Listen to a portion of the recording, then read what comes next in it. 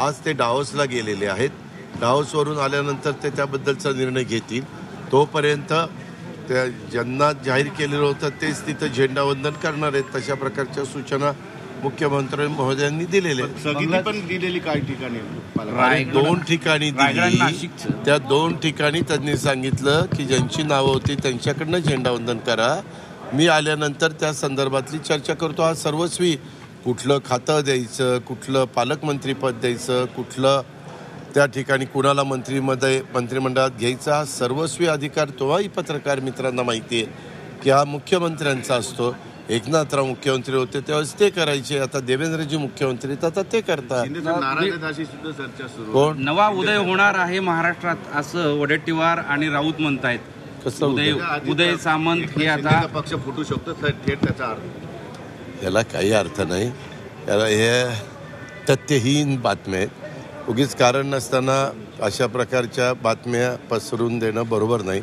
आता मधी पण मी त्या दिवशी बारामतीमध्ये होतो. एक हे लावून टाकन तर त्यामध्ये काहीतरी सैफच्या घरावर हल्ला झाला होता. एवढ्या बातम्या, मुंबईची कायदा सुव्यवस्था ढासळली, अमकं नाही तमकं नाही फलानं नाही. नंतर पकडल्यानंतर कळलं की तो बांगलादेशमधनं आपल्या कलकत्त्याला आला होता, कलकत्त्यावरून मुंबईला आला होता. मुंबईला हाऊसकीपिंगचं काम काही दिवस केलं. त्याच्या काल का परवा पोलिसांनी प्रेस घेऊन ते सगळं सांगितलं. आणि तो सराईत गुन्हेगार पण नव्हता. तो अचानक त्या बिल्डिंगमध्ये शिरला. वास्तविक बिल्डिंगनी तिथला बंदोबस्त, तिथं CCTV कॅमेरे, तिथलं ज्या त्या इमारतीमध्ये अंतर्गत बंदोबस्त, वॉचमॅन ठेवणं वगैरे, तर ह्या त्या सोसायट्यांचा अधिकार आहे. आणि बाहेर कुठं काय होईल तिथं आमची पोलीस यंत्रणा काम करते. पालकमंत्री, बीडचे पालकमंत्री झाल्यानंतर आता नवीन विषय आलेला आहे की तुम्ही शॅडो पालकमंत्री हे धनंजय मुंडे असतील म्हणे. आणि त्यामुळे तुम्ही आपण अजित पवारला किती वर्ष ओळखता? खूप वर्ष. अजित पवार तसा वागून कुणा म्हणजे कसा वागतो लोकांचं काय म्हणणं आहे आता तिथं मी गेल्यावर कळेल ना लोकांना. दादा, अक्षय शिंदे एन्काउंटर मध्ये कोर्टाने 5 पोलिसांना दोषी. मी आता तिथं कार्यक्रमात होतो तेव्हा टीव्हीला ती बातमी बघत होतो. मी त्याच्या संदर्भात आता मुंबईला चाललो. मुंबईला गेल्यानंतर होम सचिवांशी आणि बाकीच्या सहकाऱ्यांशी बोलील किंवा काय नक्की झालं.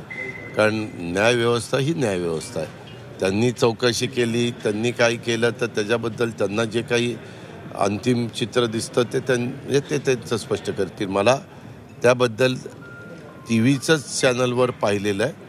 मी बाकीची माहिती घेऊन त्याबद्दलचं स्पष्ट मत देऊ इच्छितो. बांगलादेशी घुसपैठ जे आहे ना त्याच्या आपल्याकडे संभाजीनगर पण 10,000 निघाले. जे कुणी असतील आपल्या देशात आपल्या भारतीयांना राहण्याचा अधिकार आहे.